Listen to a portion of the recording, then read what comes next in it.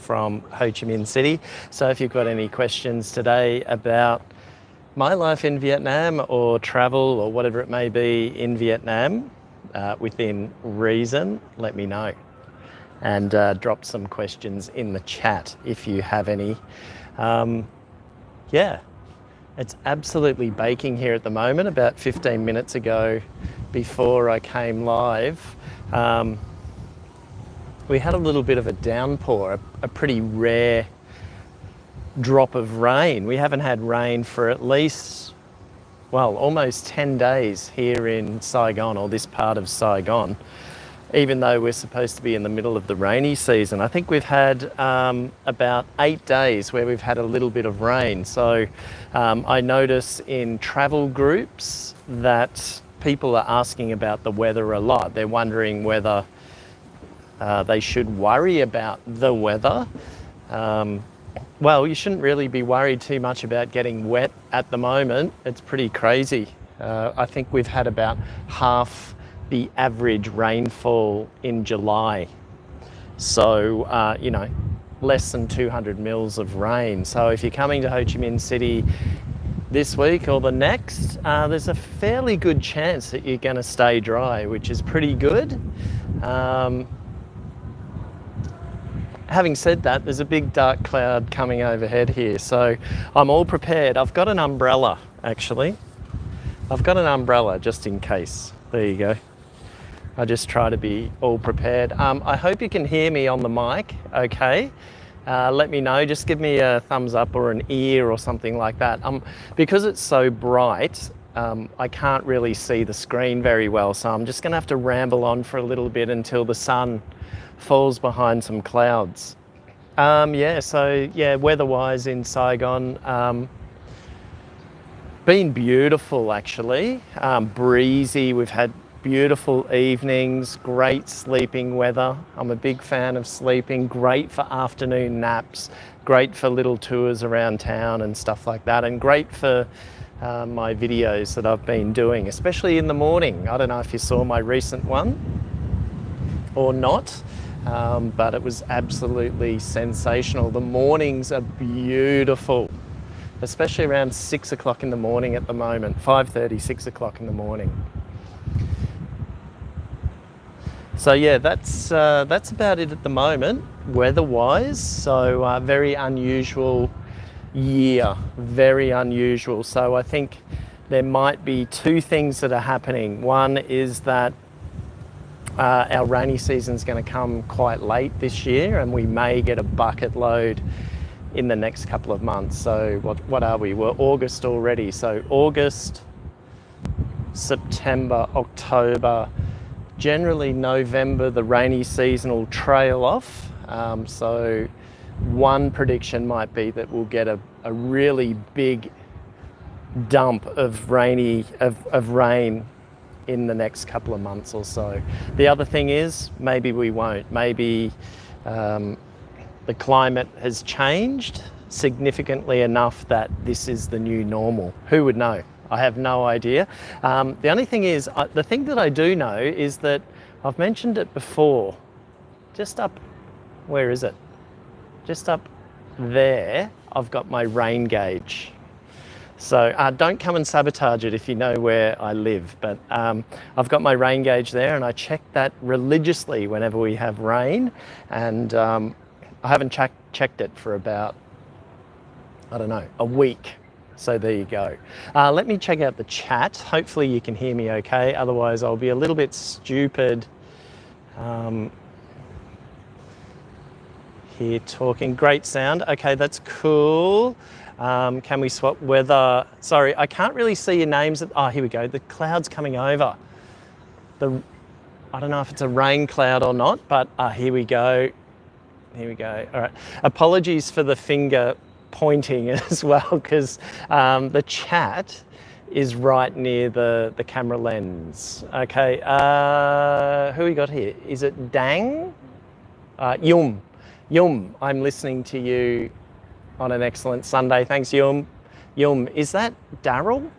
Is that you, Daryl? Rabid, Haivu, Mel, and Matt. G'day, Rabid. Haven't heard from you in a while. Good to hear you around.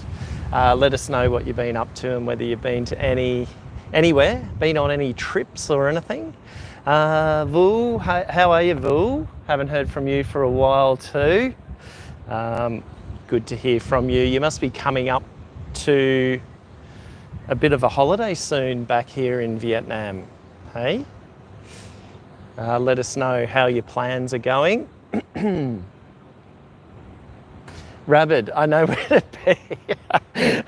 Yeah, well, Rabbit, at your age, if you were going to pee in that thing, I would have to probably empty it every few hours, I reckon.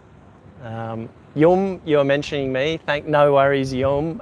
Yum. I've got to get used to calling you Daryl. Daryl's a Vietnamese friend of mine who lives in District 7 as well, and he's been helping me out very patiently, I might add, with my Vietnamese language, which seems to be, funnily enough, in decline a little bit. So I've called on the services of Daryl to help me.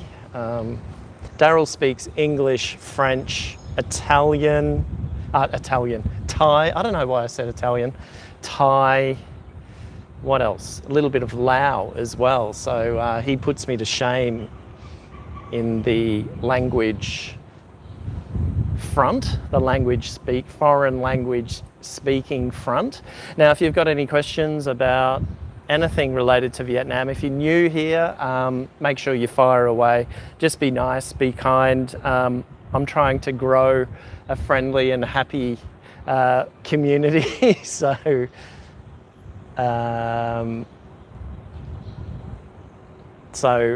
yeah, please keep that in mind. Vu, where's Mel? Yeah, she is normally with me, but recently I've started doing the live stream closer to home. So this is in my apartment complex, and it's just a little bit easier logistically, and it also means that I can sort of do a live stream on a whim, which I kind of like the idea of, even though it mightn't be so convenient for you guys who regularly join. It's just a bit easier. I can go downstairs and just hook up really quickly. The other thing is she's going away for 10 days or something. She's going on a little trip with her sister. So she's upstairs cooking for me. So that's where she is. God bless her. So I think she's a little bit worried that I'm going to fade away while she's away. You know, so she's cooking up a lot of great Filipino stuff that I love. Okay, let me just check the chat. Rabbit, don't be disappointed in your language skills. Your English is coming along nicely. I don't know, actually, Rabbit. You would probably understand this. I don't know. I feel like when you live overseas for a long time, your native language does go into some kind of decline.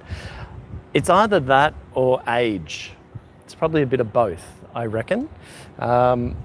Yeah, and I also, in terms of speaking English, I've always struggled speaking to, you know, sort of service staff, Vietnamese service staff. Maybe it's like management here or whatever, or at shops and stuff like that in a broken English.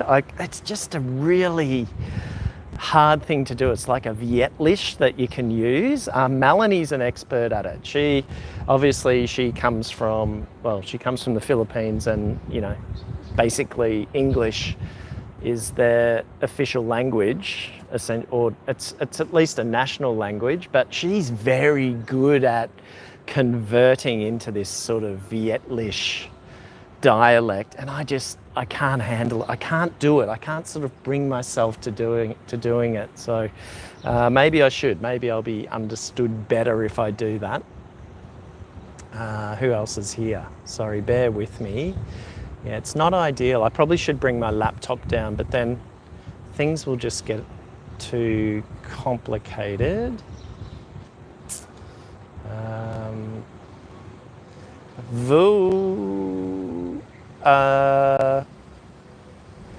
Congratulations on getting your driver's license. I haven't quite got it yet.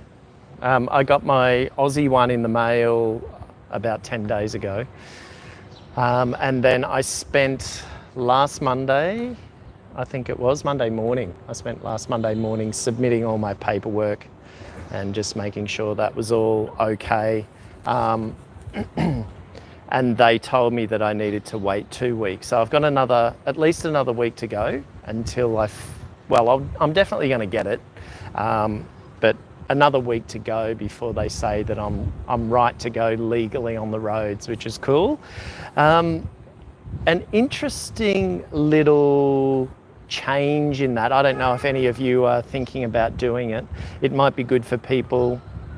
This information might be good for people who watch this after the live over the next couple of days, because as I say, usually I get quite a few people who watch the live video, during the week when they get time.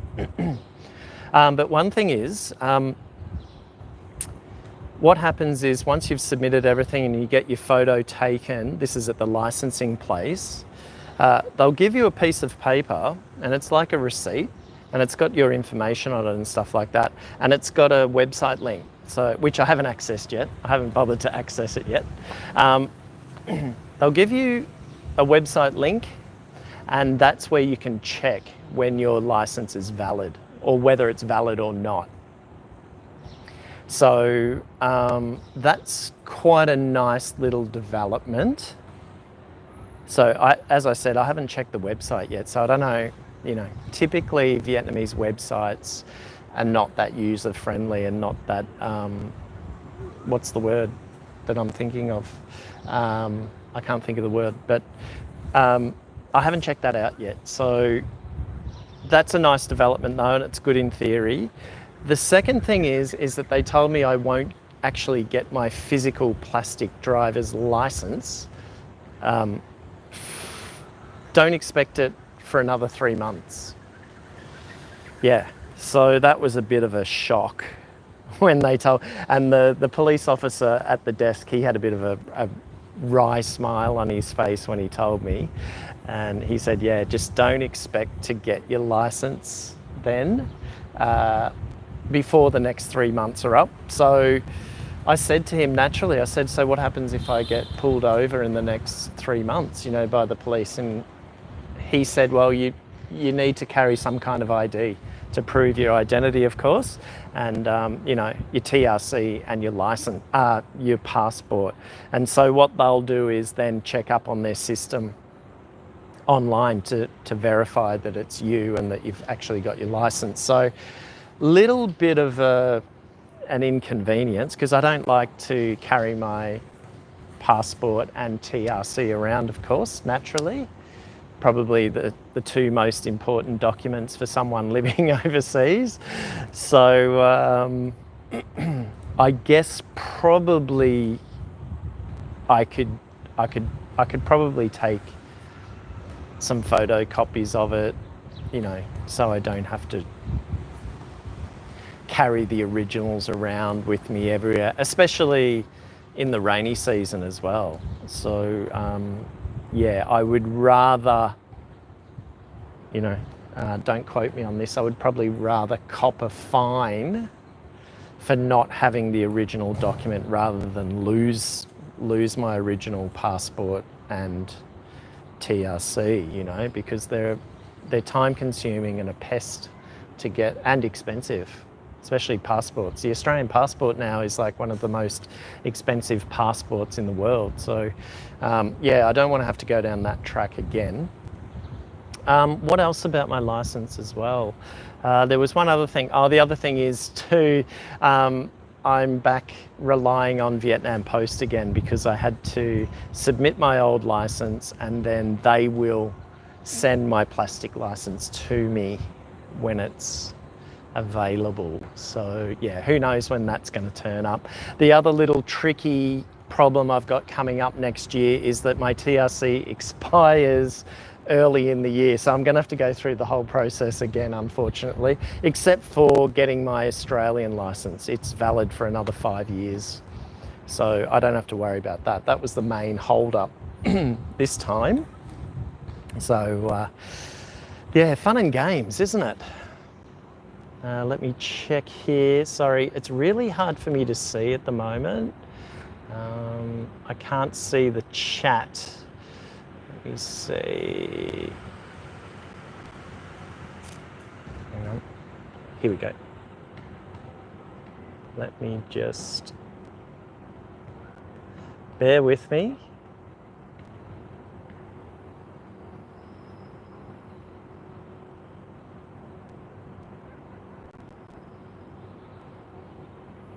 Okay, I think I'm catching up now. Yes, Rabbit, I think it is. We simplify English to help Vietnamese understand. Yeah, that's right, yeah. So you sort of get used to, you know, you don't really flex your lexicon, do you? The lexicon that you have, the vocabulary that you have in your repertoire, and when it comes to language especially, if you don't use it, you lose it. And interestingly, even though it's your native language, I think you recall, I don't think you lose that vocabulary, but your ability to recall words that you use less of, it becomes a lot more delayed, and then you kind of give up and you sort of go for the easier option. I think that's fair to say.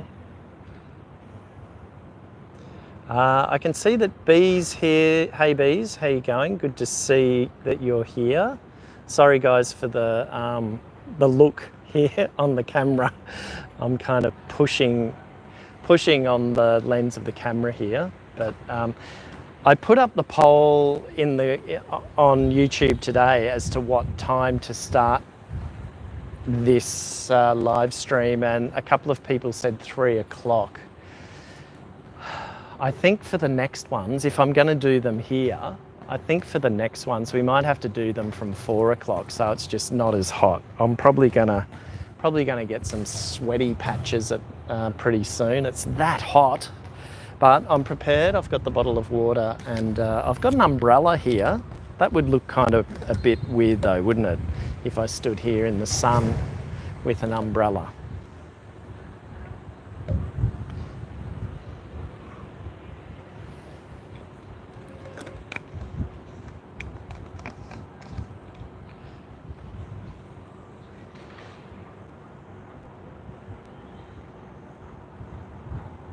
I think most of you are chatting to each other.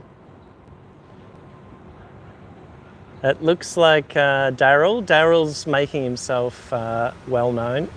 Okay, yeah, Daryl's a cool dude. Ask him plenty of questions about Vietnam. He's a local, and he looks like he's liking this live stream. Bees, yes, sweating it out for you. Sweating it out for you. No, I can't get the brolly out. It'll look weird. I'll wait for the rain to come if it's going to come. Yeah, it's okay. It's not too bad. I can put up with it. There's plenty of good breeze. I hope the mic's working well, because I've actually got quite a breeze. So what happens is usually we've got these apartment blocks either side, and then during the rainy season, all of the weather typically comes from the southwest, which is basically, well, obviously the west is straight in front of me, and southwest in that direction, which is the Gulf of Thailand. So that's where we get all our rainy season rain. It picks up from the Gulf of Thailand, and I believe also possibly the Indian Ocean as well, further beyond. But I think a lot of it comes from the Gulf of Thailand. It comes up and gets blown over and drops on us, and then when the weather turns around, you know, around Christmas time or so, the wind direction will come from behind me. So yeah, at the moment I've got quite a bit of breeze coming through, whistling, tunneling through here, so hopefully the mic works okay. Okay, who have we got here? TJ. Okay, so I haven't seen TJ around for a little while. G'day, how you going? Good, thanks for joining. Just returned from a trip to Singapore, Malaysia. Tried and recommended the following. Oh, okay, cool. All right, I won't read them out, but yeah, Singapore, Malaysia. I haven't been to Malaysia in quite a while, but over the years I've been there quite a bit. And KL's an awesome city. I've been to Penang. Great food. Penang has great. The thing about Malaysia is awesome food. It's got arguably the best food in Southeast Asia, in my opinion. Just love it. I love the curries and stuff like that. The fish head curries and all that. Obviously, it's got a lot of Indian influence, Indian Malay, obviously, influence, and throw Chinese into the mix. So amazing food in Malaysia. Penang, great food, but I found Penang probably a little bit overrated. I think most people like it, but to be honest, I was kind of a little bit bored when I went.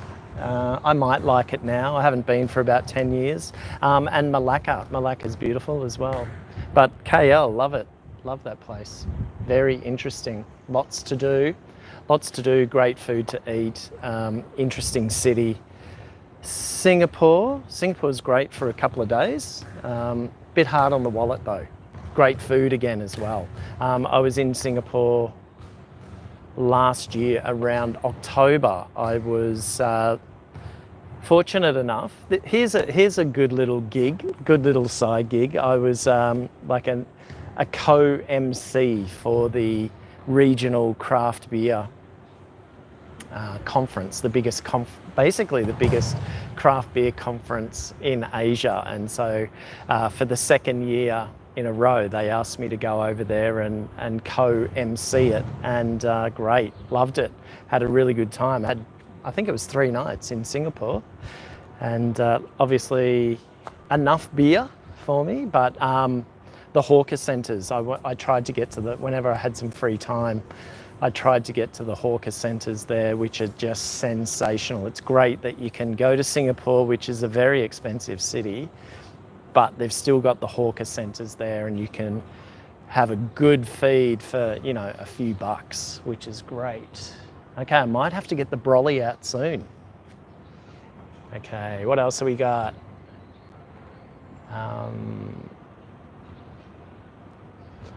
Is old dad here? I think old dad.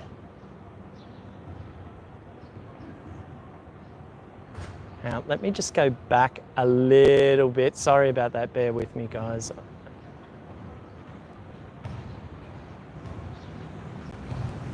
TJ, yep, g'day TJ. Matt, getting the vitamin D. Yeah, g'day old dad. Yeah, getting some vitamin D. I don't know if I need it. I mean, I had a lifetime of vitamin D in Australia, I was very active in Australia back in the day, and yeah, I think I've had a lifetime of sunshine, but anyway, it's always good to get a little bit, isn't it? Oh, g'day Jeff, how you going? Glad that you could finally join us in the live stream. I've been watching some of your videos, and when someone asks where you're from,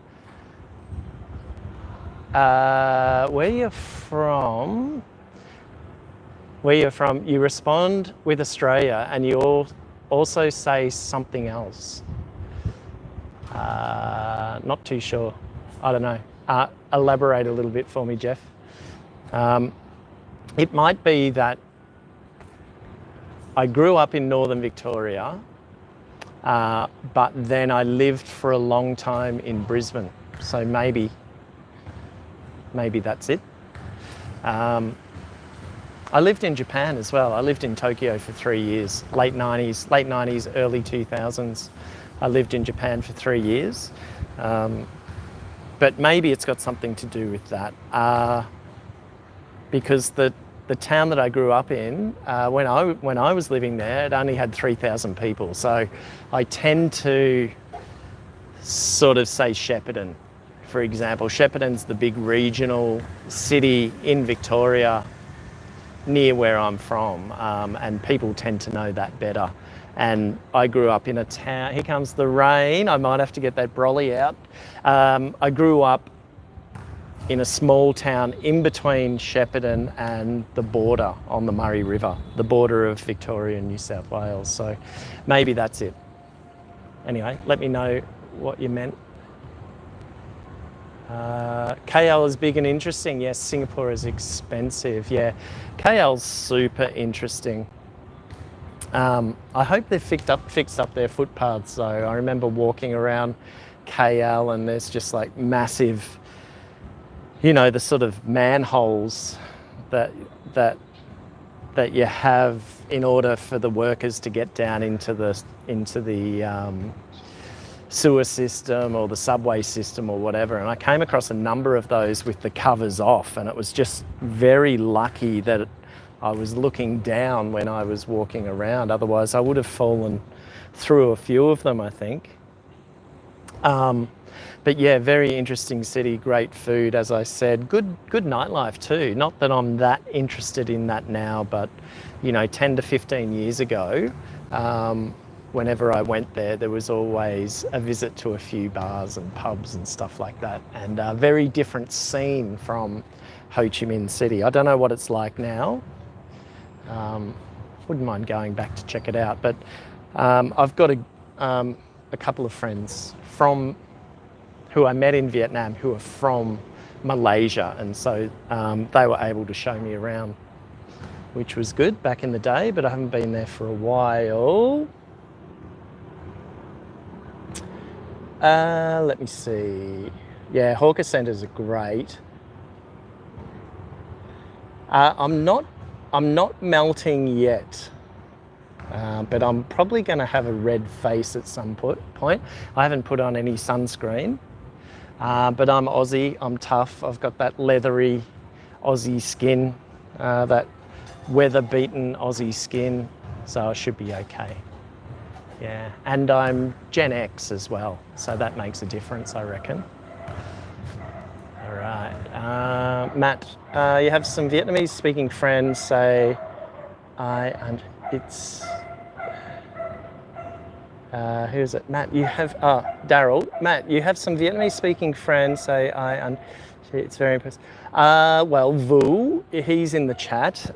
He's Australian, but of Vietnamese ancestry, and speaks Vietnamese fluently, he tells me, even though when he came here, I was the one that negotiated at Yersin Market for his discount on his grab jacket.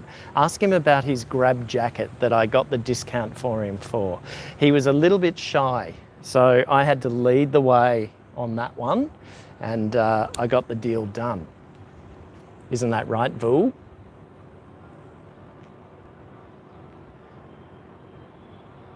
TJ, yes, it's different to Ho Chi Minh City except around Bukit Bintang. Yeah, Bukit Bintang, yeah, I spent a fair bit of time there. It's good there, I really like it. I like it. There's plenty happening, lots of travellers go through there, of course, lots of malls and bars and stuff like that. So yeah, really good. I enjoyed it. I wouldn't mind going back. The only sort of downer might be that the airport's a long way out of town, I suppose. And you've got to take that sort of, if you take a taxi, the taxi driver, you fly in from Vietnam where people are used to doing 30 to 40 kilometres an hour in a taxi, and then you go over to Malaysia and you take it takes about an hour to get into the city from the airport at least on a freeway. So you're doing 100, 110 kilometres an hour on a freeway in a clapped out old taxi in Malaysia. Yeah, it's a little bit unnerving, isn't it? I don't know, things may have changed since then, but I can always remember that being a bit like, holy crap, what's going on here, you know? What else have we got? Let me use my other hand so I don't put it over the camera.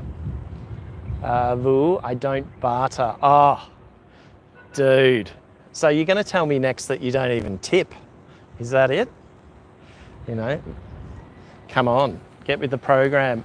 When in Rome, Vu, you got to barter. You don't have to tip. You don't have to tip in Vietnam, but you know, it's a nice gesture to tip. And also my tip about tips is that if you think you're going to be going back to the place that you're at anytime soon, it's a good idea to tip, especially the parking guys. If you're riding a motorcycle there, look after the parking guys, because they will sort you out, you know, and a tip doesn't have to be very big at all. But yeah, that would be my tip about tipping. If you think you're going to go back anytime soon, slip them a bit of a tip, and you should notice a difference in the service. All right, there's a big cloud coming over. Hopefully we'll get a little bit of rain. I want to bust out the brolly. I want to bust out the umbrella. Vu was acting all shy. Yeah, he pretends he's shy. That's right, bees. TJ, no, still the same, referring to Malaysia. Grab is the go. Okay, cool. Good to know that Grab's operating there. That's good. Yeah, it is the go. The other thing I could talk a little bit about too is I've had the past 3 months or so using Sun SM, the electric vehicle ride hailing service here, and you know, all I can really say about it is that it's really good. Probably has its little quirks in that there's no real choice in vehicle. You pretty much got the small car the whole time. So, you know, I've got a friend from Australia messaged me, an old friend of mine messaged me telling me that his son is coming in the next few weeks, and he wanted to know what the best way is to get, which taxi service is the best one to use from the airport into town. And I gave him Grab. I said Grab's good, and the Sun SM. But I said, if he's got a lot of baggage, a lot of luggage, don't take Sun SM because the vehicles are small. And I think his son's quite tall, and I think he's coming with his partner as well. So they're a little bit pokey, those cars, but if you want to just sort of a quick A to B, you got to get across town. They're great little cars. They zip in and out of the traffic. And of course the motorbikes are good too, because they're quiet. They're really good. Yeah. So for anyone watching, Grab and Sun SM. I think the other thing I found with Sun SM was that I think there are fewer, it feels like there are fewer Sun SM cars. And so when it rains, for example, or when it's really busy, they tend to go missing. It tends to be a bit harder to get one on the app as opposed to Grab. I think there are a lot more Grab vehicles to choose from, and they also, you know, with Grab you can pay a little bit extra for the upgrade in vehicle. Not that you don't really see that much of an upgrade, to be honest. Some of those vehicles, sometimes I press the button where it says, you know, pay extra for a nicer quality car and stuff like that, and I've had the odd vehicle turn up where there's an old uncle driving the car who doesn't know where he's going with a smoke in his mouth, you know, and you have to go around with the windows down. So yeah, in that sense, Grab, you know, in terms of choices in vehicles and stuff like that, Grab kind of pips Sun SM. But they're both really good, and given all the talk around, you know, District 1 in Ho Chi Minh City becoming a motorbikes that are just going to be battery electric motorbikes only, Sun SM's in a really good spot, isn't it, to be able to really take on Grab, I guess. You guys might have some thoughts on that. Oh, old Dad, they have the bigger luxury sedans too. Oh, do they? I didn't know that. I usually take the motorbike, so I haven't really checked the car options out. Okay, I have seen the odd bigger, now that you say that, the odd bigger, there's a dog, it's looking at me. or weird. I think it thinks I'm a bit weird, but the dog's got orange ears. Yeah, I have seen the bigger Sun SM vehicles around, but not so much. And I usually take the motorbikes anyway, so I'm not really looking for the more luxury Sun SM cars. But good to know, old dad. I'll check that out. I might use them.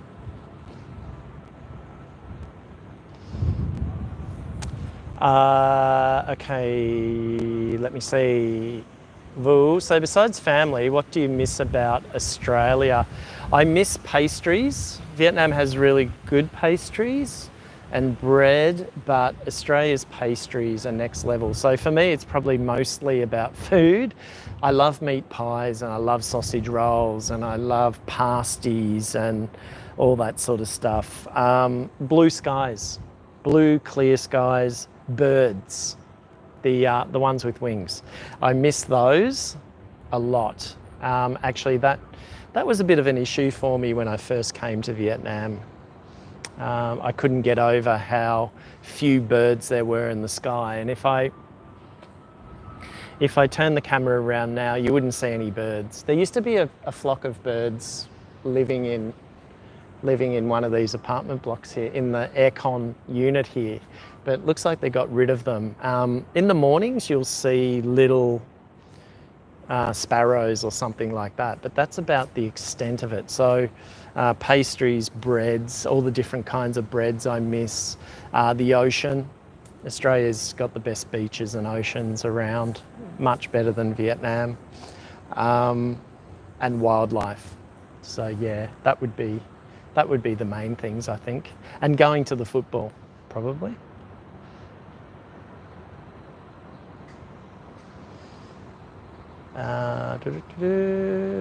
Now, I saw a few more, sorry. Okay, now, Daryl is, I don't know if this is to me, Daryl, but I think you're trying to show me up. I think you're trying to get me to speak some Vietnamese, but as I mentioned earlier in this live stream, I think my Vietnamese is in decay, which may or may not come as a surprise. But we need to do plenty more sessions, Daryl. We need to do more sessions and especially more sessions where I actually speak Vietnamese rather than English. Oops.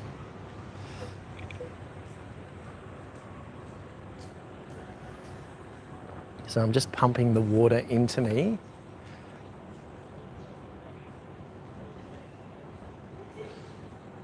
Okay, a couple of ladies over there. I don't know if they're looking at me or the guy who's got his shirt off. I don't really know.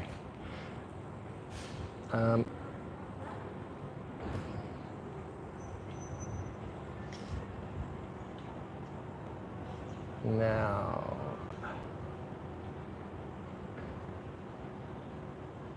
thanks, Bees. I'm glad you picked up on that one. TJ, yeah, we're lucky here with the blue skies and the variety of birds. Yes. Yes, definitely.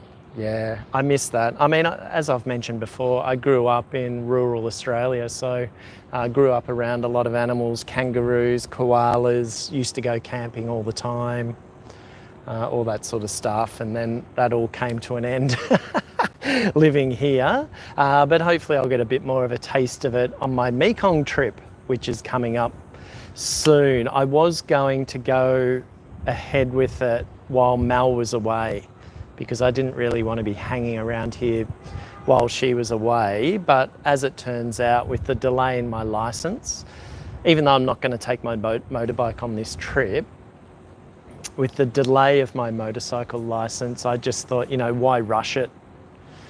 So while she's away, I'll try and pump out a few more videos, try and find some more interesting stuff for you guys. And that reminds me, just drop in the chat any sort of topics or any sort of places around Ho Chi Minh City or just outside of Ho Chi Minh City that you'd like to see, you know, and also whether you'd like food or interviews. I'm not that keen on doing interviews, mostly because I have to organise it a fair bit more and I have to sort of rely on the interviewee Can be a little bit tricky sometimes, but yeah, let me know.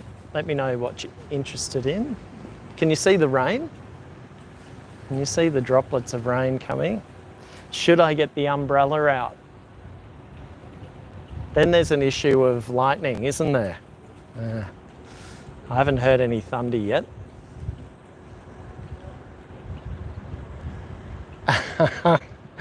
Oh dear. Vu, yes, you're an interesting character. Yes, I know that song. Daryl, you could be a public speaker. Matt, a future orator. I don't know about that. I think that ship has sailed, Daryl. But I would like to, one of my goals down the track would be to do a speech fully in Vietnamese. I mean, I could do that now, but no one would understand me. I would like to do one where everybody would understand every word that I say. So that's a little goal that we can work on together. I don't know where I would do that speech. Maybe, Daryl, when you get married again someday, maybe I can do the speech at your wedding.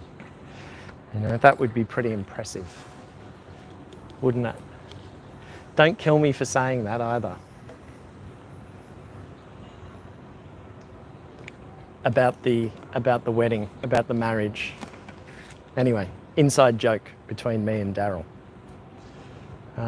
Okay.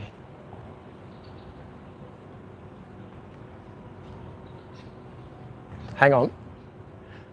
Old dad, what are you saying? I'm almost fully recovered. Oh, sorry.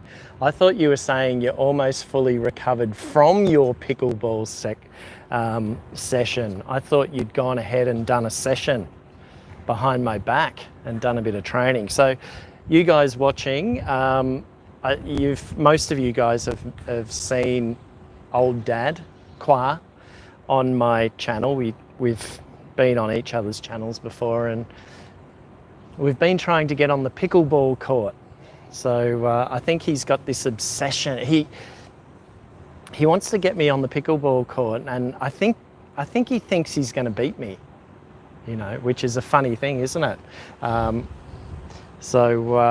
know, I'm going to have to sort of let him down gently on the day when we go and do the pickleball session, and he's going to record it, and I'm going to take my new camera as well, Qua, so that'll be good. You'll get plenty of footage. I'm thinking about also wearing my helmet and putting my camera on my head. I don't know how that'll go. It'll be good for the video. But yeah, Qua has been showing his old dad qualities by getting an injury and also getting sick in the last couple of weeks. So we haven't been able to hit the court. I'm ready to go. I'm in peak fitness. As you can see, I'm ready to go for the pickleball court and ready to whip him. It should be a good video. Should be a good video, a fun video.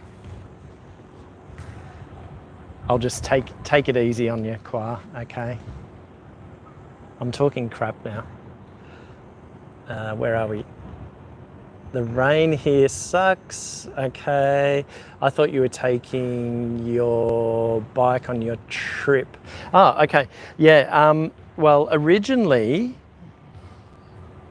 so when I was having all the troubles with my license and all that sort of stuff, I decided, oh, well, I don't really need my license. I can go by any means. So then that's when I started the idea of doing this trip by any means. And Bees, you would know Charlie Borman and Ewan McGregor, of course. They've done a number of series where I think the first one was by any means. You know, I think they went around the world by any means. So I started thinking about that, and I thought, well, it could be more interesting for a start to go down into the Mekong and take buses, ferries are inevitable.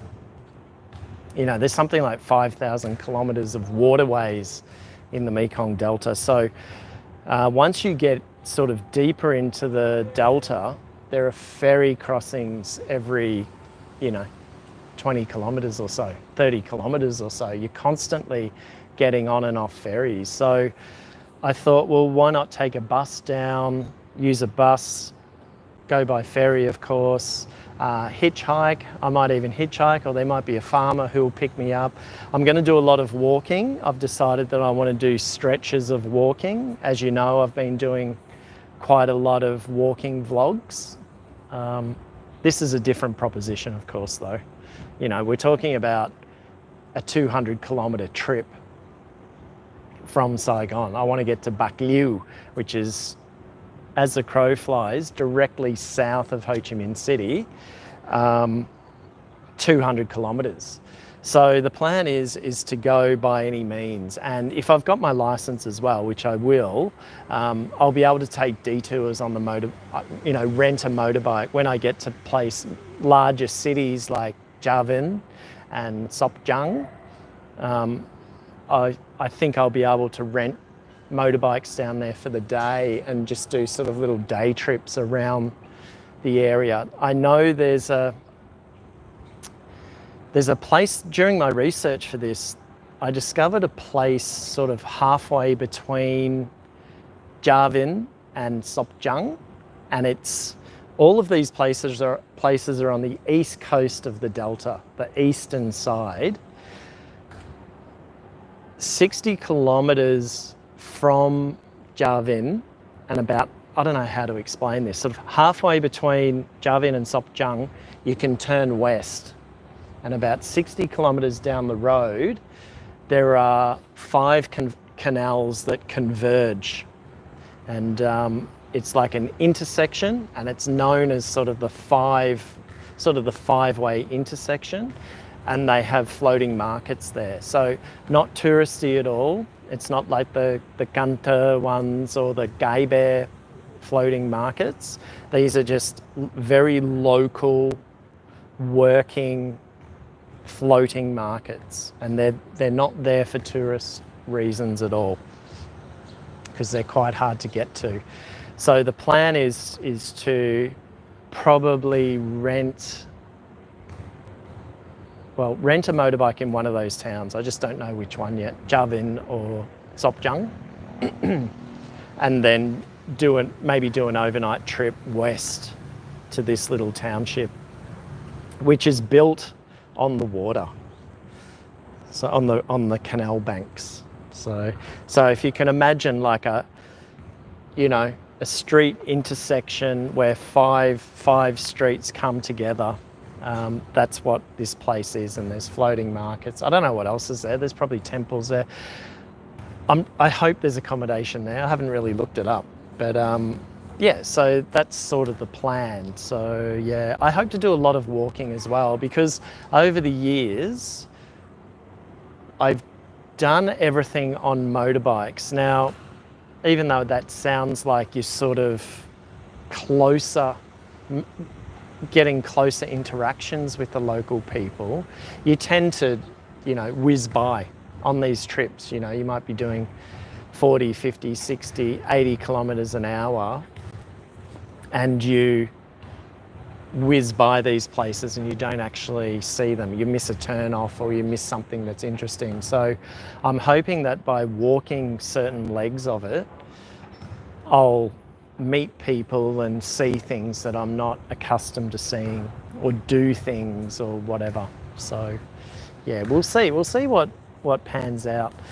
The only thing is, it's going to extend my stay away a little bit, so I don't really want to take longer than 2 weeks doing it. The other thing too is I'm just a little bit worried about the technology and stuff that I'm going to carry with me, i.e. my laptop. A little bit concerned about carrying that.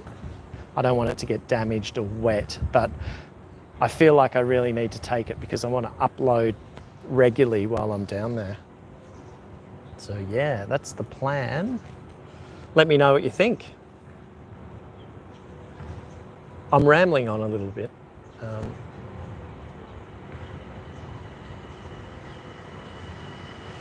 You will find plenty of Cambodian Buddhist temples in Soc Trang. Yeah, Soc Trang's basically the you know, the epicenter of Khmer culture down there in the Mekong, and Javin. So that'll be really interesting. It'll be good to see. And so I think they are the stretches of the trip that I really want to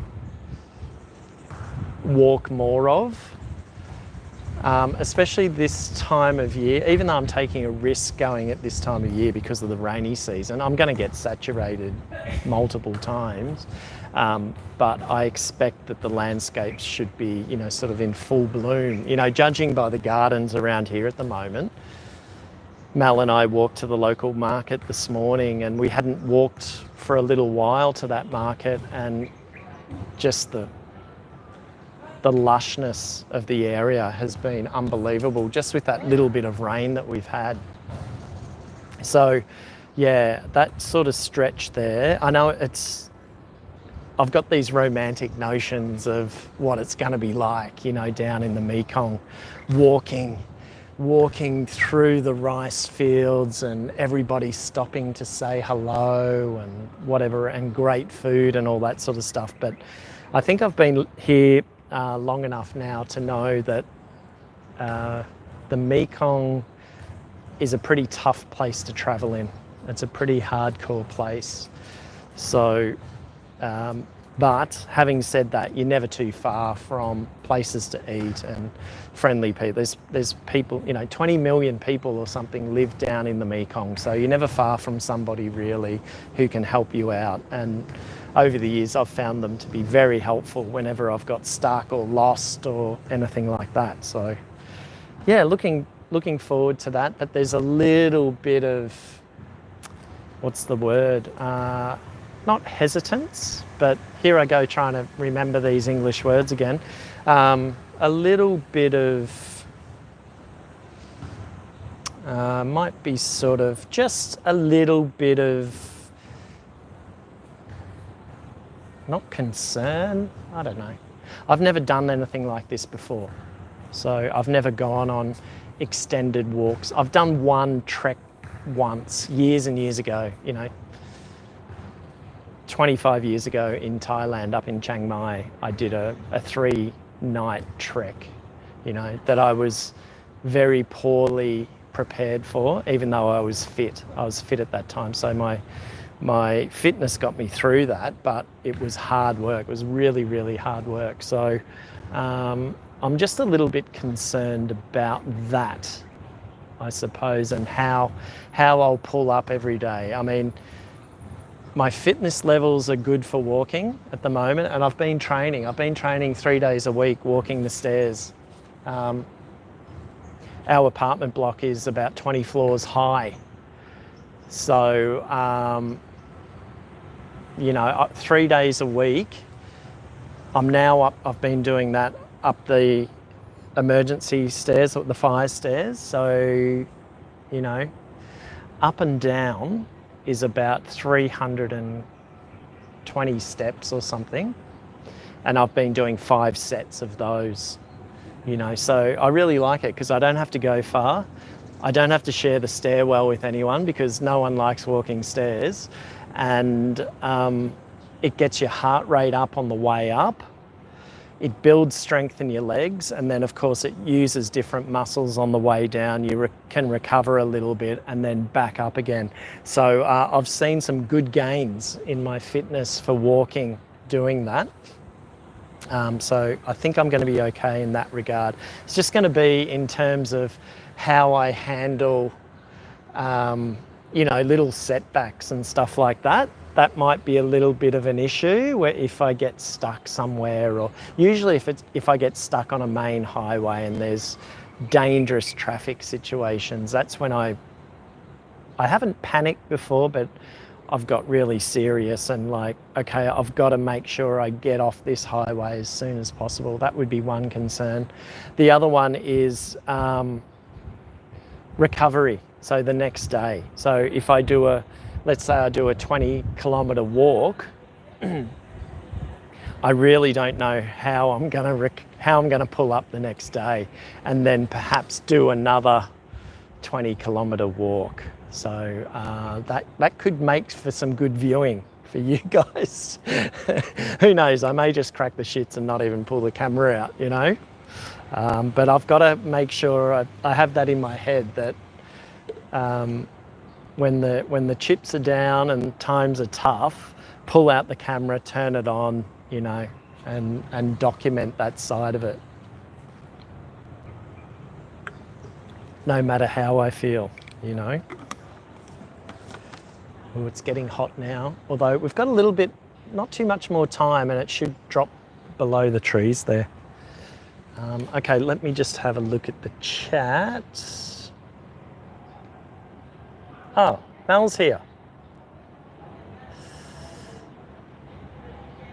Vu, those boots are made for walking. Yes, you're pulling out all the great old classic tracks, Vu. Bees. I had a full day walking in Edinburgh yesterday. My legs are killing me this morning. I couldn't imagine walking in that heat, Matt. Well, obviously I'm acclimatized to it, so and I'm from Australia as well, so generally speaking we're used to sort of being out in the elements, I suppose, but living here for such a long time, it's always warm here. It's either warm or hot. It's okay as long as I put plenty of fluids into me, as long as I eat. The thing about walking in this kind of climate is that dehydration creeps up on you very, very quickly. So, you know, the chances are you'll be dehydrated to a point where you're, you know, feeling the effects of sunstroke or whatever it is. Super dry to the point where you feel like you can't rehydrate. It's all sort of happening before you realise it, you know. So over the years I've learnt to just keep, if I'm out and about, to keep drinking and make sure I stop in at cafes whenever I see them, and no caffeine unless it's in the morning. First thing in the morning, I don't drink caffeine after midday. You know, the latest that I'll have a coffee, I might have a Coke, sorry. I'll have, if I've exerted myself a fair bit, you know how you sort of crave sugar and you crave probably a bit of a caffeine hit, I'll have a bit of Coke. And the triathletes do that as well. Not comparing myself to a triathlete, but you know, the Ironman in Hawaii, they actually have Coca-Cola stations, you know, where they're allowed to take a certain amount of caffeine while they're doing the Kona. They've got regulated cups of Coca-Cola that they can take while they're out on the course, because it's got the sugar and it's got caffeine in it to give them a bit of a boost. So if I do have a Coke, say in the afternoon, I make sure I have it with a water as well, you know, a bigger water. Otherwise it just catches up with you, you know. And also my delicate white skin, you know, it may get burnt. But yeah, walking around Edinburgh sounds amazing, bees. Mel's here, cool. Mel, I hope everything's gone all right in the kitchen. I'm looking forward to dinner. But yeah, Vu, I know that you've made a reference to a song there, but the boots that I've got now are just amazing. And I should have got some of these ones, these Columbia walking boots that I've got. I should have got a pair of those years ago, you know. This walking around in runners and stuff like that, yeah, for long walks they're no good. Plus the other ones I've got, the walking shoe, the boots that I've got, they're waterproof, of course, so walking through wet markets, rain, all that sort of stuff, feet stay dry, which is amazing.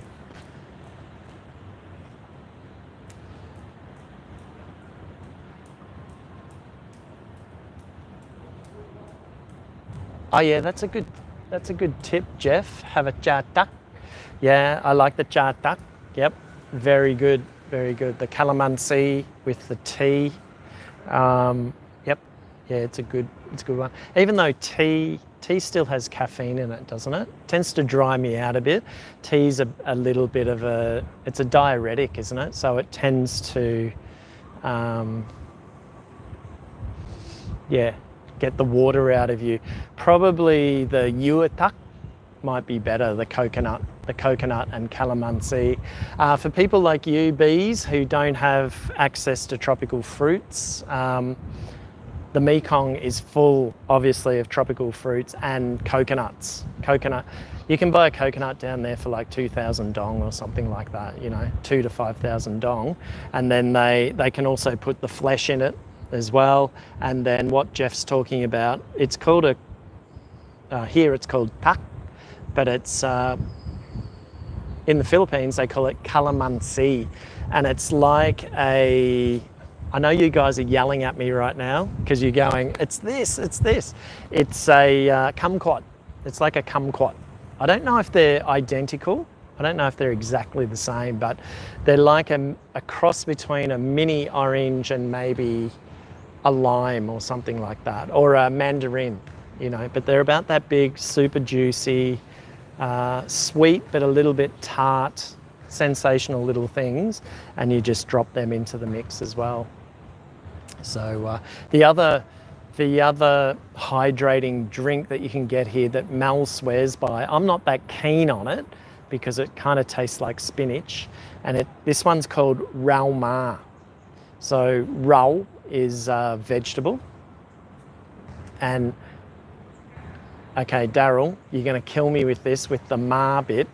I don't know, I think it's up. I think the accent is up. Rau ma.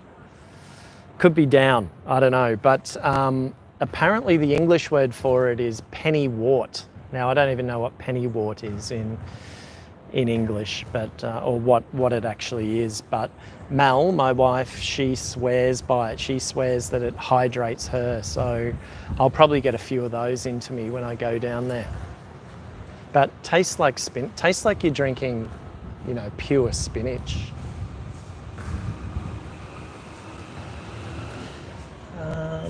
Okay, Vu, is that a sign you want me to get them here in Australia for you? What was that? What was I talking about? But any sort of lollies, mate, you can bring me when you come. Any sort of juby kind of lollies as well. Jelly babies. We can get wild raspberries here, and I absolutely smash those. Chicos, love chicos, all those sorts of things.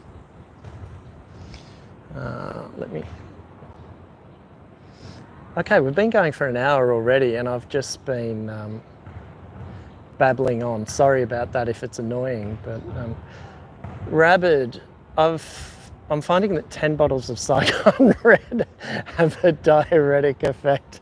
Yeah, they would. Well, they do. They do. I don't know where I was recently. Oh, yeah. When I did the videos about the bansep, the empanadas, and the, what was the other one? The little bun bao jian down in District 8. When I finished the video, it was about 5 o'clock. So sun was going down, very atmospheric, you know, bit of a red sky, a canal nearby. So I shut the camera off, finished the outro for my video, and I'm like, beer. That was the only thing on my mind. So I knew that there was a canal nearby, and that, of course, what happens in Vietnam is that canals, streets, roadways, anywhere outside where people can sit, they'll congregate, and they'll, you know, the boys will have a few beers, and there'll be snacks going on and all that sort of stuff. So very quickly I found a little residence with the front room as the shop, you know how they are, and they had Saigon Red. So, which was good, and the owner was a little bit shocked. He was like, "Oh, you want Saigon Red?" Because often the beer of choice for foreigners is like Saigon Special or Tiger or something like that. But I've always liked Saigon Red. I've never really been into Saigon Green, and I don't really see Saigon Green around too much, and especially not Bar 333. Not into that as well. 13,000. 13,000 for a Saigon Red, sensational. So I polished a couple of those off before I went home, and wrapped up a great day. So yeah, great little beer. Love the gold foil on them as well.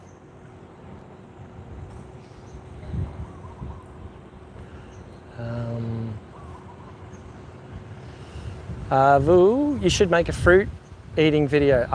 Well, I did put a section of eating fruit in one of my recent videos. One of the, I think it's the one where I walk from here, District 7 to District 5. So it's in there. So I sit down and I try mangosteen, lychees. I don't know, I tried 4. I can't really remember. And I screwed the names up of them as well. Vi and what were the other ones? Anyway, I've done it. I have done it. So it's just a bit tricky to do those things, especially fruits, because I'm a one-man band, of course, and I've got my camera and bag and mic and stuff like that, and fruit just goes everywhere, you know. And I dropped it. I dropped the fruit on the ground at one point as well.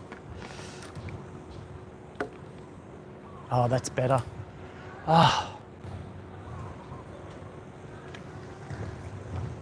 Unfortunately, my water's warm. Okay, now I can see a little bit.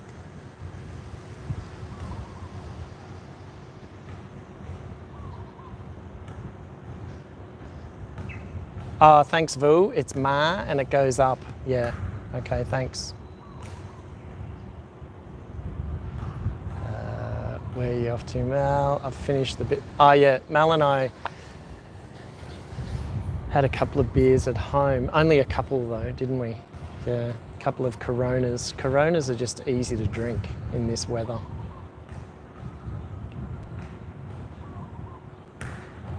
Rabid, I'm often getting stopped by locals in the street where I live to sample the liquor they are drinking. Hang on, I can't see this. I can't see everything you've written there. And recently got invited to a 1 a.m. funeral piss up. Oh, well, yeah. So the funeral started at 1 a.m. Is that what happened? Yeah. Back in the day when I first came to live in Vietnam, I was very, very eager to please everybody, you know, especially the guys. I was keen to, you know, say yeah. I didn't want to say no to everything, and I was open to learning stuff and whatever else, and that inevitably led to drinking rice wine and all that sort of stuff, and banana wine down in the Mekong. But these days I just say no. I don't care. You know, if people are trying to offer me some kind of moonshine or whatever, I just go, nah, dude, you know, not having it. I'm not going to be the token foreigner getting blind drunk at your table. They were guarding the funeral from ghosts. How did that go?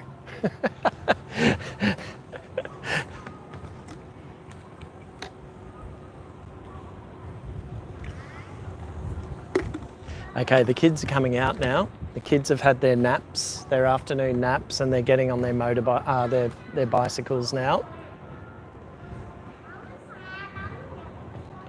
Top chat.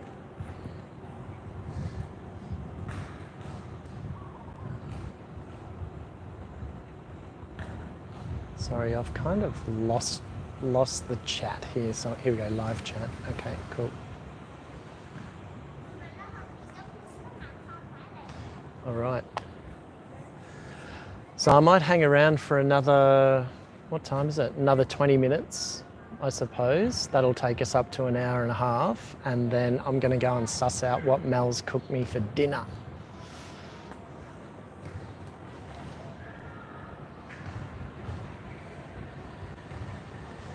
Rabid, Viets are wonderfully superstitious. Yeah, very superstitious. Yep, very.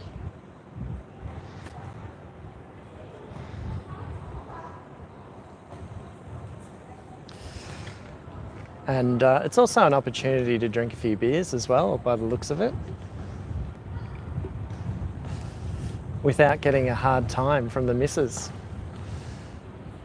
Will you be getting a digital ID, Matt? Yeah, I think it's going to make things easier, you know. I was saying to someone, sorry, the wind's just blown up a little bit. I was saying to someone the other day, recently, someone who's fairly new to Vietnam, they were sort of, you know, railing against it a little bit because, you know, they didn't want all their information online or whatever, you know, as in a digital ID. And I said, well, firstly, they've probably got all they want on you anyway, already, you know. But secondly, if you have a look at the wardrobe or the cabinet that Melanie and I have got, that is absolutely jam-packed with paperwork, 15 years of paperwork of renewing passports, visas, TRCs, licenses, I don't know, probably COVID stuff.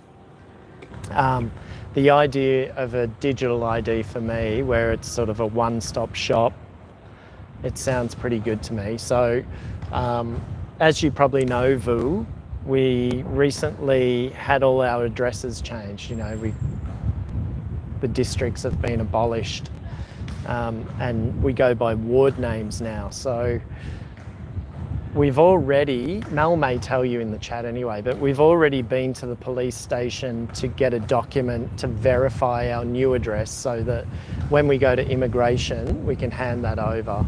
So I think we've got this month to do it. So perhaps when Mel comes back from her holiday, we'll go and get all that sorted out. For us anyway, I just feel like it's just going to make things a bit easier, and hopefully it'll have my driver's license on it as well.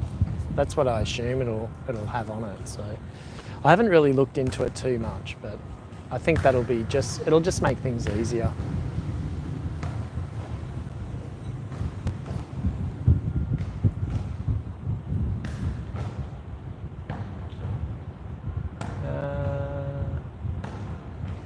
Oh yeah, Mel says mixed messages though.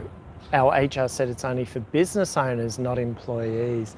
Yeah, well, I've sort of heard the opposite online. There are other people online who don't or haven't mentioned that they have a business, but they've gone and registered. So I guess maybe what HR probably should have said is that it's probably obligatory for anyone who has a business, and perhaps optional for people who are just, you know, they have a regular job or something like that. But don't quote me on that. But I think for us, I think we'll go and do it. It'll just make things easier, you know.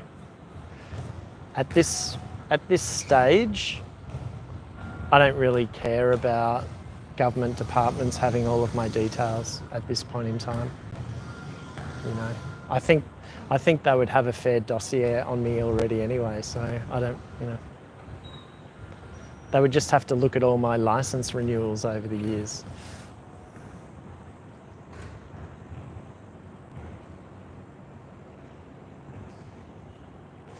Vu, what's District 4 now?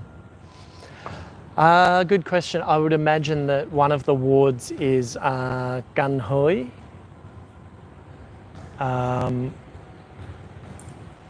There's probably, District 4 is very small, so there's probably I'd imagine there might be 2 wards in it. I think it'd be a stretch if there were 3. District 1 now has a Saigon ward, and I think it takes in sort of the central part of District 1, Dachau, and maybe the Win Tai Bin neighbourhood as well. But I think sorry if my pronunciation's not right on that one, Can Hoi would be one, I reckon. Or Can Hoi, I think it is.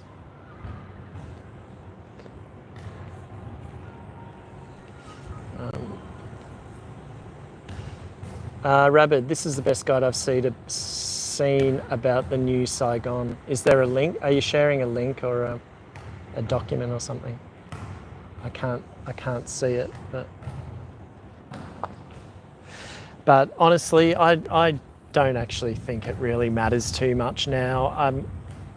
We've all got smartphones pretty much, and we're all online, and you know, ride-hailing apps and delivery apps and all that sort of stuff just go by your location. So I don't think there hasn't been any problems yet with finding you. You know, like when Grab comes to pick you up, they find you really easily with GPS, of course. And food delivery, not a problem at all. And as you guys already know, I would recommend using DHL or someone like that, or FedEx or something like that if you've got gifts to send me, or letters, you know, fan mail or anything like that. Send them via DHL or FedEx or whoever else. So yeah, I don't think it's much of an issue, to be honest. I think some people have probably made a bit of an issue out of it. I don't know. There may be content creators out there like me who have content out there with addresses that have got the old districts on them and stuff like that. I'm not going to bother changing them, you know. Not going to worry about it. Yeah. And I think people will just continue to use district. They'll continue to say district whatever, you know. Yeah. I think it just sort of really is probably more on the administrative side for the government, you know, so. But yeah, like I said, in terms of finding people and doing deliveries and stuff like that, with all the apps and stuff, not an issue.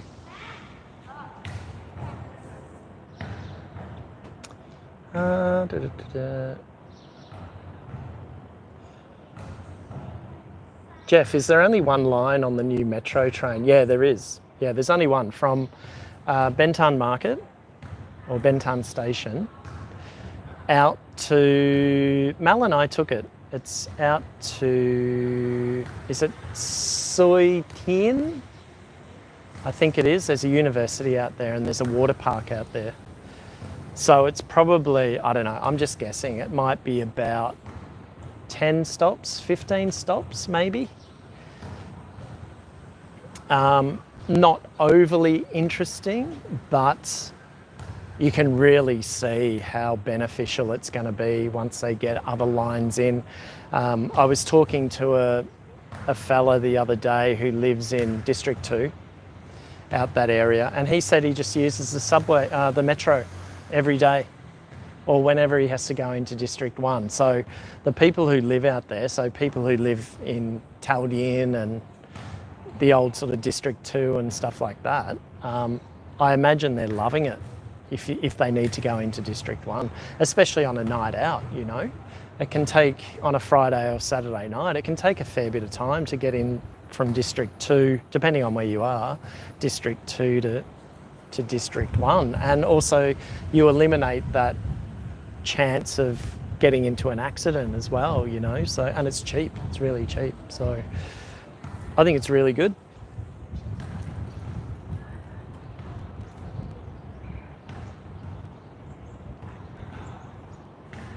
Okay, Rabbit, I saw that, yep.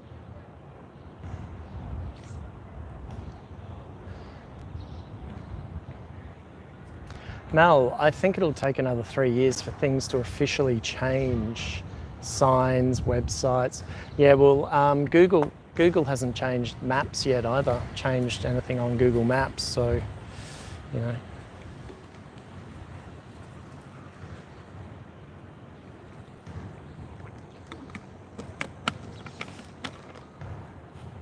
Oops.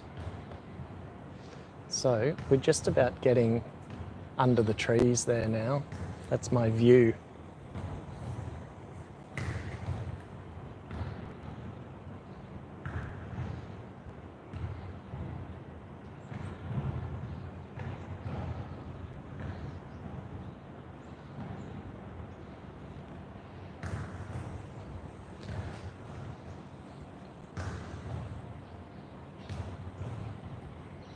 All right, how are we going? All right, I've got 10 minutes. 10 minutes to go. And I'll clock off for another week. The new camera. That's what I wanted to talk about as well. So just in the past week, I picked up a new Osmo Action 5 and a new mic, as you will have noticed probably if you've seen my latest videos. Sensational, absolutely sensational. So just the capabilities that it's got is, you know, I'm constantly thinking about now going out and making videos, so that's a good thing. Whereas in the past, I was like, this thing's, my old camera was clunky and hard to operate and all that sort of stuff. So yeah, already I feel a lot more motivated to get out and do more videos. So this week I'm going to head out. Make sure before we finish up today that you just drop some ideas in the chat if you like, and I'll have a think about doing those. The food ones seem to go okay. People seem to like food. I guess sort of it gives them recommendations and stuff like that. So, you know, I find it to be a bit of hard work doing the food videos because you've got to find them first, and then you've got to try them out, which isn't such a bad thing, but also it can be a bit tricky with equipment as well.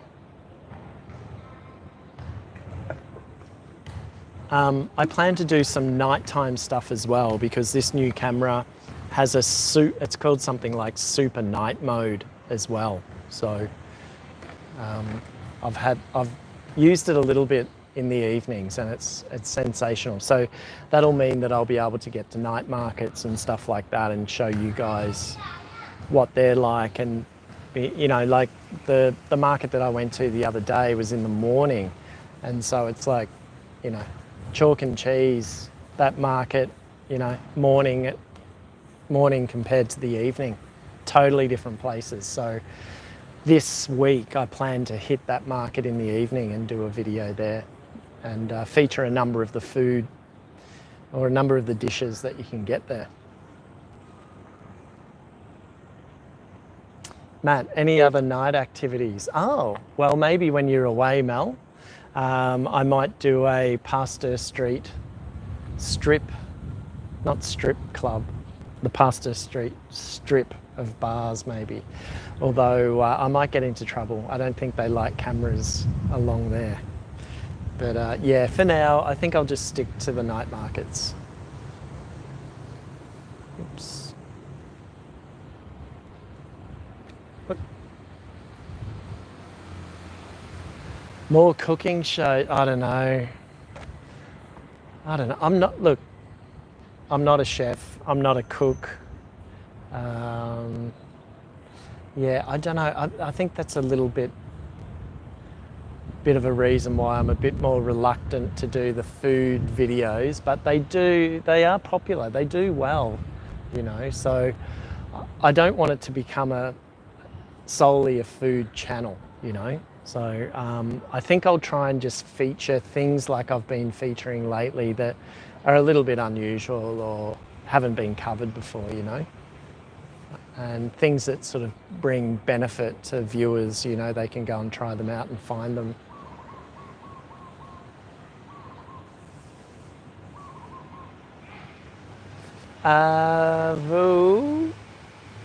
Maybe you can make a video of you selling bun bao. Yeah, that could be an option. That could be an option. I love bun bao. I love them. I love them. That could be an option. I don't know how that'd go though. I don't know how many I'd sell. Jeff, alley walks, chatting to locals and food, please. Okay, cool. Yep. All right. I know that you like those, so yeah, I'll get stuck into more of those and more sort of evening ones as well, because the alleyways, again, they come to life in a different way. So bees, that would be fun. Oh my God, I'm desperate for a holiday view, but my mum, cousin's home. I'm desperate to go to Vietnam. Well, Vietnam's always going to be here, so Yeah, but sooner better than later, I guess. At least you'll have a good bees, at least you'll have a good idea of what you want to see and do. You'll have a really good plan set up for when you finally come. All right, guys, 5 minutes. I've got 5 more minutes. I'm getting hungry. I want to go and eat the Thai chicken curry that Mel's promised me. But Jeff, yeah, I'll do some alley walks. There are plenty that I've got going around in my head. I also did last year, I also put together a Chinatown walk, a self-guided Chinatown walk, and I've made that free for people to check out. It's actually on my Substack, so I might put the link in the description of this video so you guys can check it out. So what I might do is, it would probably be 2 or 3 videos actually. It's quite a long walk. It's like a 4 or 5 hour walk with plenty of food and plenty of architecture, plenty of history, temples and stuff like that. So I'm tossing that up at the moment. I'm thinking I might do a bit more of District 5, District 6, the old ones of course, 5, 6 and 10 maybe, so which is Chinatown.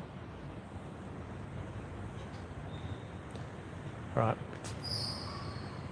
we've got some people exercising just here. Everyone's up from their afternoon naps.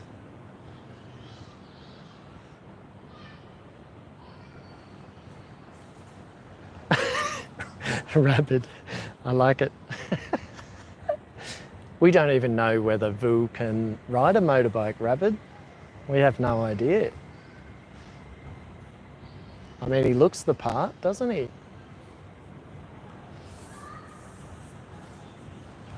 Well, what about finding expats and interviewing them and what made them move to Vietnam? I think there are plenty of videos or plenty of YouTubers out there who do that. And I've also made a conscious effort,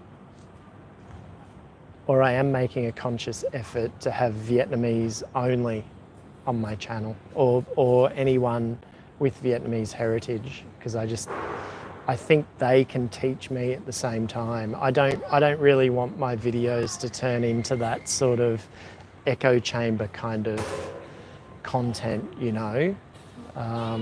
I think plenty of people are covering that, but I think definitely more interviews with local people. I think that can work as well. So maybe you, Vu, in your grab outfit, you never know, you might become an overnight star. Jeff, I enjoyed the one you did around Pink Church. Ah, right. Yeah, funny you say that. We're staying right near there, so looking forward to trying your recommendation. Okay, cool. I thought that video actually didn't really mean much to a lot of people, and Mal and I actually came across a few of those little alleyways when we were staying in town during the 50-year celebration, the anniversary of the end of the war. And when we found those, we went to Pho Hoa, which is a Michelin select restaurant or whatever you call them, you know, a bib or whatever. And then we went for a bit of a walk afterwards and had a coffee and found these little alleyways. And I said to her, I said, I'll come back and do a little video. So, all right, cool. Good to know that you like that. It's a good area as well. There's a few other little places, so maybe I can do an extension of that as well. Or anyway, Jeff, hit me up. Hit me up if you've got any questions about that area. There's actually, not too far away from Tam Dinh Market, there's a pho place that's a very historic pho place that was actually a safe house during the war, and the sons still work the fur shop. that their father set up, who upstairs, they had a meeting room where the generals or whoever, the organisers of the Tet Offensive used to meet up at before they bombed the US Embassy in '68. So yeah, really interesting little place. The fur isn't so great, but you can just tell the owners there, who are the sons of the father who set it up, and you can just tell them, I want to go upstairs, and they've got a room set up almost like how it was back in the 60s. Vu, you want to interview me? Yeah, with your grab outfit on. I could do that.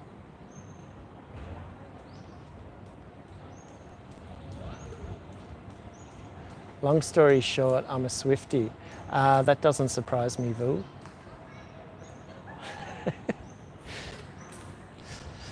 All right.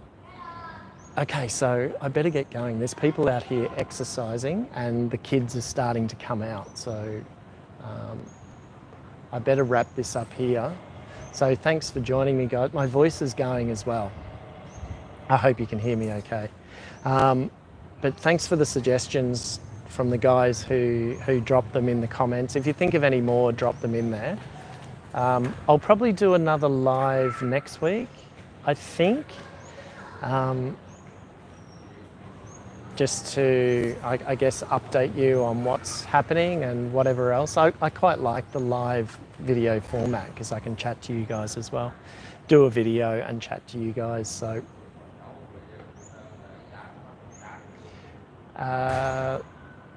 thanks as usual. Good to see you in the chat.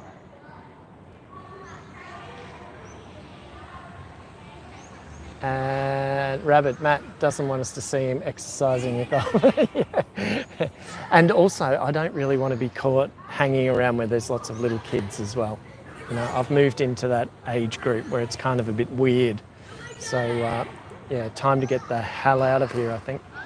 All right, I'm going to wrap it up. Good to see you guys. Good to see some of the older guys in the chat who haven't been around for a little while. Rabid, I'll come in for a beer one of these days. Old Dad, hopefully not on crutches after pickleball. When are we doing that, Old Dad, by the way? When are we doing it? Are we doing it next week? All right, I'll talk to you anyway. All right, guys, see you later. Cheers, thanks heaps.